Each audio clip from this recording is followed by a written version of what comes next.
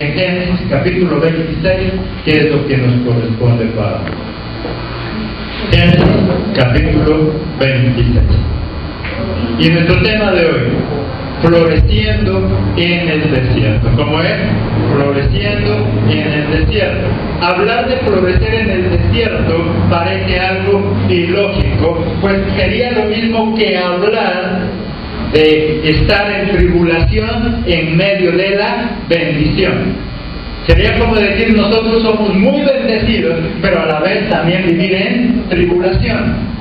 Decir que hay florecimiento en el desierto sería algo igual. Más cuando los cristianos siempre buscamos a Jesucristo, cuando ya estamos cansados de vivir, cuando todo nos sale mal, cuando nosotros queremos cambiar de vida, cuando queremos vivir bien. No vamos a esperar entonces estar en un desierto. Dios permite que tengamos dificultades en medio de la bendición para probar nuestra fe, para probar nuestra fidelidad, para probar nuestro temple como cristianos. Dios permite que tengamos dificultad en medio de la bendición para Él mostrar su poder. Más de unos hemos probado el poder de Dios en el desierto. Que haya abundancia de agua en el mar, eso es algo lógico y eso es algo que se espera. Pero que brote agua en medio del desierto, eso es un milagro. Que usted tenga plata en abundancia y por eso haga cosas, eso es normal, eso es lo que se espera. Raro sería que usted no tenga nada en su casa ganándose 10 millones de pesos mensuales. Eso sí sería raro. Pero si usted está ganando 10 millones de pesos mensuales, es lógico que usted tenga buenas cosas. Sería algo espectacular que no ganándose eso tenga cosas maravillosas. Eso sí sería un milagro. Eso es vivir en florecimiento en medio del desierto. Que no tengamos los recursos y que tengamos tantas cosas, eso es ver la mano de Dios. Hay gente que dice que en esta iglesia no se ve Dios porque no son millonarios y ahí ni siquiera diezman. No, ahí no se ve el poder de Dios. El poder de Dios se ve que siendo una iglesia y no teniendo muchos recursos económicos tengamos muchas cosas. Ahí es donde se ve la mano de Dios. Ahí es donde uno dice, pero ¿cómo hacen eso si no tienen recursos? ¿Cómo hacen eso si no tienen plata? Al no tener plata, la gente esperaría que no tengamos nada. Pero cuando vienen y ven que tenemos muchas cosas, que iglesias que tienen millones y millones de pesos no las tienen, ahí es donde vemos la mano poderosa de Dios. Ahí es cuando uno dice, ¿cómo es posible que estas personas que tienen millones de pesos no tengan lo que nosotros tenemos? Cuando nosotros no tenemos lo que ellos tienen en plata.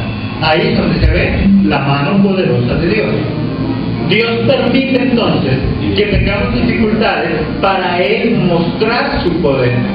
Para que nosotros podamos decir, si lo que tenemos hoy no lo hemos podido conseguir por nuestros medios, entonces ¿quién nos lo dio? Para que nosotros podamos decir, es que todo eso que tenemos en la casa, todo eso que hay en la iglesia, por nuestros medios sería imposible, entonces ¿de dónde vino? Entonces ¿quién lo dio?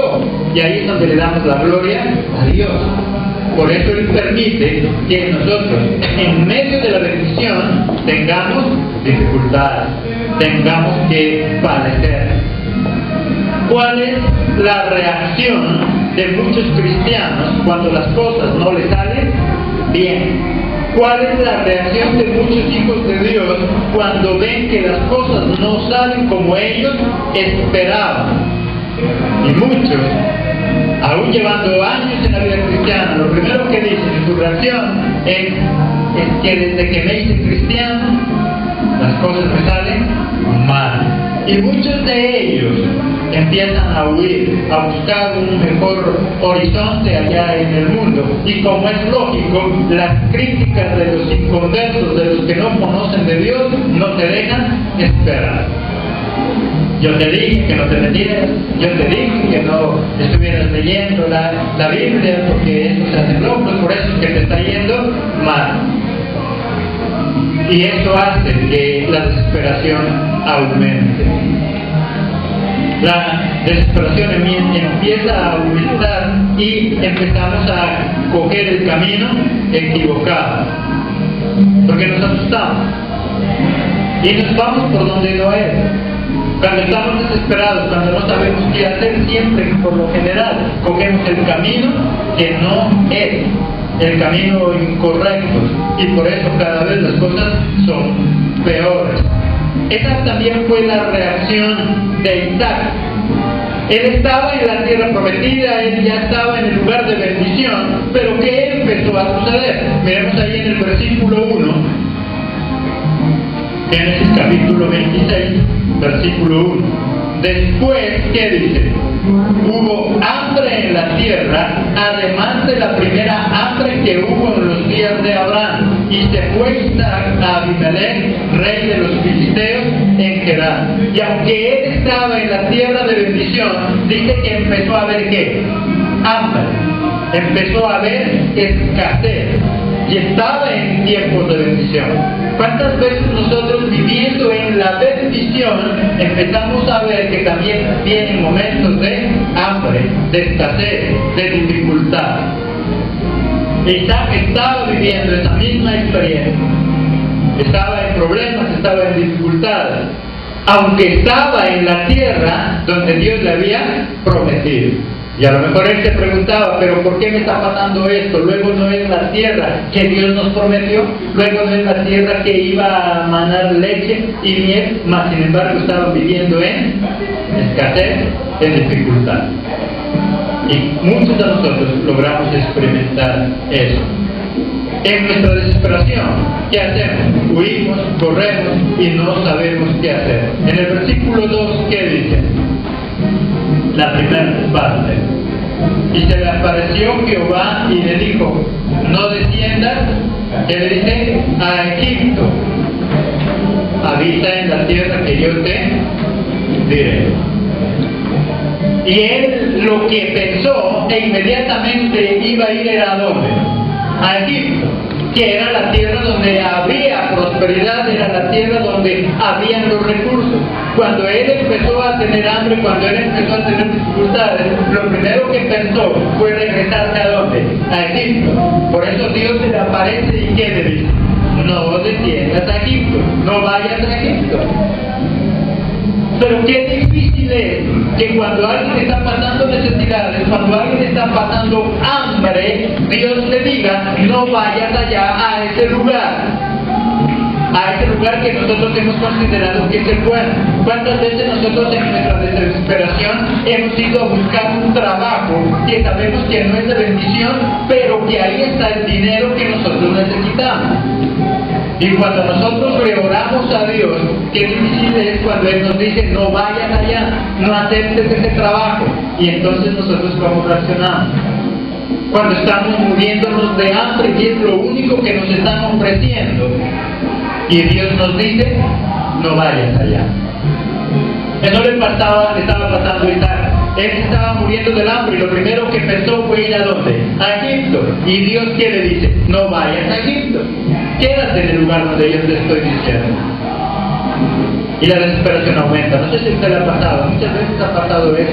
Nosotros hemos dicho, ay, qué bendición. Me ofrecieron un trabajo donde me voy a ganar tanta plata. Y Dios llega y a través de la palabra me dice, no lo aceptes. Y entonces uno ¿cómo queda? Lo primero que dice, ¿y entonces de qué voy a vivir? ¿Y entonces de dónde voy a pagar mis deudas? ¿Y entonces cómo voy a hacer? Yo no me puedo morir de hambre. Y eso le pasaba a él. Él estaba muriendo de hambre y lo primero que pensó era irse a Egipto. ¿Y Egipto qué es para nosotros? El mundo. ¿Cuántas veces a nosotros nos ofrecen cosas que nos van a alejar de Dios y Dios nos dice, no lo aceptes? Pero nosotros no le hacemos caso, porque muchas veces lo que nosotros le pedimos a Dios, la respuesta de Él no es la que nosotros esperamos. En el capítulo 3, la primera parte que dice, y habitó como forastero, dice que y habita como forastero en esta tierra. ¿Qué dice ahí? Y habita como forastero. La respuesta que él esperaba no era lo que él escuchó. Él se estaba muriendo de hambre y le dice: no vayas allá a esa tierra, quédate viviendo aquí como forastero. Ni siquiera le estaba ofreciendo propiedad. Le estaba diciendo: quédate aquí viviendo como arrimado. Quédate aquí viviendo, no en tu propiedad. No era lo que él esperaba, porque había una promesa desde antes, pero no era lo que él esperaba. ¿Y cuántas veces nosotros reclamamos: Señor, muéstrame si ese trabajo lo tengo que escoger o no? Muéstrame si ese trabajo es para mí. Y Dios nos dice: no vayas a Egipto. Y nosotros, ¿qué decimos? No, pero yo no creo. Tal vez esa no es la respuesta de Dios, porque Dios no quiere que yo pase necesidad, porque Dios no quiere que yo aguante hambre. Y terminamos aceptando el trabajo. Y después nos vemos en problemas. Después se nos derrumba todo.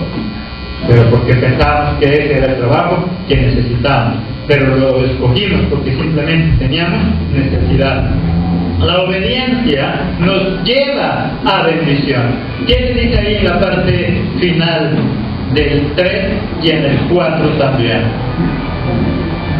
Dice: y estaré contigo. ¿Y qué le dice? Y te bendeciré, porque a ti y a tu descendencia daré todas estas tierras, y confirmaré el juramento que hice a Abraham tu padre. Multiplicaré tu descendencia como las estrellas del cielo, y daré a tu descendencia todas estas tierras, y todas las naciones de la tierra serán benditas en tu simiente. Me dice: quédate aquí. Yo sé que estás pasando hambre, yo sé que aparentemente no hay que comer, pero si te quedas, ¿qué dice? Yo estaré contigo y yo te voy a bendecir y yo te voy a multiplicar. Porque allá en Egipto había todo. Allá no hubiera pensado que era ayuda de Dios. Pero ahí, en ese lugar donde no había nada, ahí es donde iba a haber la mano de Dios. En ese lugar donde había hambre, es lo que Dios se iba a mostrar en toda su gloria y en todo su poder. Por eso le digo: no te vayas allá, porque allá hay dinero, porque allá hay que comer, allá hay cosas. Quédate aquí donde no las hay, porque aquí te voy a mostrar mi poder. Pero a veces nosotros pensamos que la bendición es donde hay abundancia. No, Dios muchas veces se manifiesta donde hay escasez, para mostrarnos que Él es el proveedor, para mostrarnos que Él es el sanador, para mostrarnos que con Él lo tenemos todo. La promesa de Dios se cumple, no importa las circunstancias, no importa si la realidad parece contraria, pero Dios siempre cumple sus promesas. Él estaba ahí en ese lugar porque a ese lugar había llegado, ¿qué dice? Hambre. Habría llegado escasez. Si hay hambre es porque hay escasez. Lo primero que él pensó fue ir a dónde? A Egipto. Y Dios le dijo: quédate aquí y aquí yo te voy a bendecir. Si nosotros creemos en eso, a pesar de que las circunstancias sean las contrarias, Dios siempre cumple con su promesa. En el versículo 12, ¿qué dice? Y sembró Isaac en aquella tierra. ¿Y qué pasó? Léalo duro, ¿qué dice? Y cosechó aquel año 100 y le bendijo Jehová. Amén.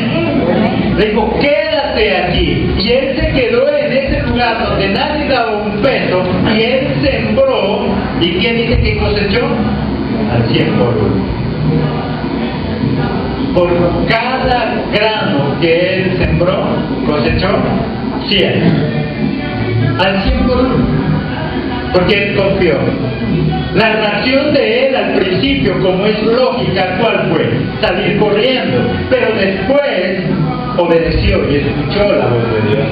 Nosotros, al tener problemas, dificultades, al ver que las cosas no salen como esperamos, es natural que muchas veces nos asustemos, nos desesperemos y también quisiéramos salir corriendo al mundo donde nos ofrece el dinero, donde nos ofrece la comodidad.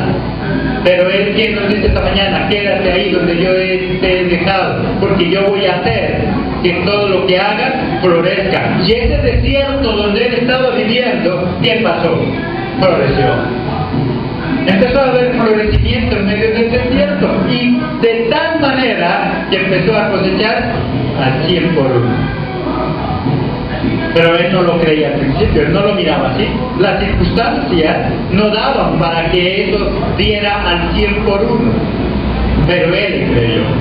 Si tú le crees, no importa en qué desierto estés viviendo, él va a hacer que nuestra cosecha sea tan grande como aquella cosecha, que sea al 100 por uno. ¿Qué estás sembrando cuando confiamos? Lo que hablábamos de la emisora, no, pues que yo quisiera ayudar, pero yo no tengo.